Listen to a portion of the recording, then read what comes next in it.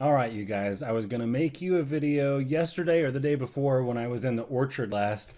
I was out there pruning and I was taking a lot of notes with my clipboard about how each tree was doing, and I was going to show you so much that I was excited about. And then I just ended up having incredible allergies out there, and it would have been a sniffling, sneezing mess. So I gave up on the video yesterday. But I have a video that I wanted to make for you today that's about what we're preparing to plant this spring. As you probably know or may not know, we have a small orchard out on our farm that we call the Giving Grove at Ramsey Farm, and we aim to grow apples, pears, peaches, and a couple other things, primarily to donate to harvesters and to food banks and food networks around the area. But we wanted to expand a little bit this year because we're not going to get fruit off of those trees for a couple of years while the trees mature. We wanted to produce something this year since we have the farm and we have the energy. So what we decided we're going to grow is potatoes. And we just went yesterday to Juniper Garden Training Farm, which is part of Cultivate KC. And we went out there and we picked up some seed potatoes. We have a couple different varieties here and we're experimenting a little bit. So let me read to you what all we got. We got 25 pounds of cannella, which I think are a russet variety. You're familiar with those for primarily baked potatoes, I think is how we know them. We're also going to try our hand at growing 10 pounds of Yukon Gold seed potatoes, which these are really good for frying in particular. And then a couple that we've not heard of before, because we're pretty simple grocery shoppers usually. One called Harvest Moon that is so cool. It's got this purple skin. You can't really see very well in the camera right here because it's dark in this room, and this is a tiny little seed potato, but they're really purple on the outside and then they're white on the inside. And apparently what these are known for is that they taste really creamy or nutty naturally. Don't even need to add butter to them, supposedly. We'll see about that. We'll see. No promises. I'll probably add butter. And then lastly, we have 10 pounds of seed potato to grow some French fingerlings, which are these tiny little guys. These are fun if you saute them, cut them in half and saute them with some herbs and some butter.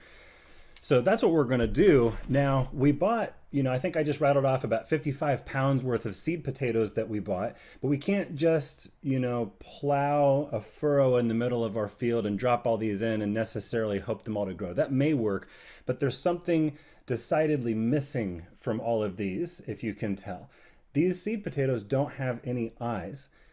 Those eyes are those kind of growth things that you see if you've got a potato that spent a little bit too long in the crisper drawer or in the bottom of your pantry, and that's when it starts to grow. Now, if you have potatoes that have grown eyes, you can eat them, maybe you shouldn't. When you cut into them, the way to know is if the skin, right underneath the skin, if it has started to photosynthesize because it thinks it's time to grow, right underneath the skin of that potato will turn green. And that's your clue to not eat that potato. Something that you can get that I've personally experienced, unfortunately, I learned this the hard way, is you can get alkaline poisoning from eating a potato that has started to grow. So, if you've got a potato that's got eyes, but it doesn't have that green under the skin, it's probably safe to eat just by cutting off those eyes and preparing it as you normally would. But this isn't a cooking channel. This is a channel about how to grow these things. And I need those eyes to produce because if they grow eyes and then I put them in the ground, they've got a much better chance to send out roots and grow tubers, which are basically what's going to turn into our potato harvest. So what do I do to take this 55-pound haul of seed potato that I've got and make sure that they grow eyes? Well, I'm going to do something called chitting. And chitting is basically intentionally putting potatoes in light for a week or two to encourage them to start to grow. You may notice that if you're shopping at a grocery store late at night, the produce manager may have covered all of the potatoes in the store with a blanket. That's not because they need to be tucked in before bed. It's to keep them from absorbing light from the fluorescent lights overhead. It'll help those potatoes to not grow eyes in the grocery store if they sit on the shelf for a while. I want them to grow eyes. So what I'm going to do is I'm going to find a place in my house that gets some sunshine but doesn't get excessively hot because I don't want my potatoes to start to mush or mold. And I'm just going to lay out my potatoes and let them see some sun for a couple weeks.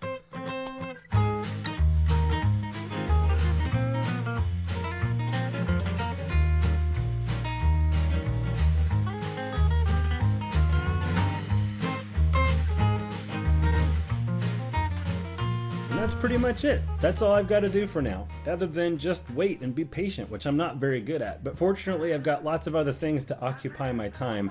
Some projects that we've got going on the farm right now. Scott from our team at Food Cycle KC is going to be starting our very first row of blueberries, which is really exciting, on our front 4 acres. And we've been doing some pruning in the orchard. I'm also going to be putting down something called milk spore on the ground, which is a really cool trick to basically help control grubs and other kind of beetles that grow in the ground that may attack the orchard later. So I'll make a little video on that later of what that looks like. We're also going to be sowing red clover all across our farm.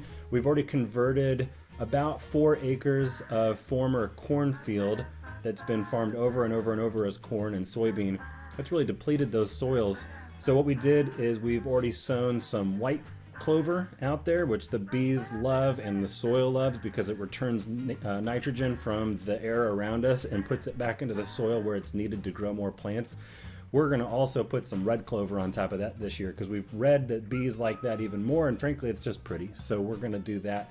But anyway, for now, stay tuned and we'll do another video when we get these potatoes put into the ground.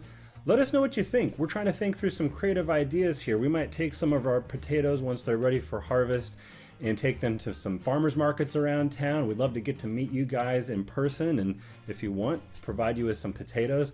We've also thought about, hey, we've got 500 roughly households now that compost with Food Cycle KC, so we're already making a house call to 500 households across the metro.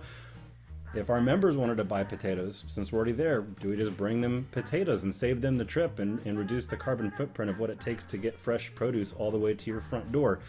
And then, of course, as we do with the Giving Grove, if we have a good crop, we'll probably end up donating a fair amount of it as well to harvesters and others around the area. But if you've got other ideas, or if you've got a particular one of those options that you think sounds exciting to you, please let us know either in the comments here or by sending us a text or an email. We love hearing from you guys.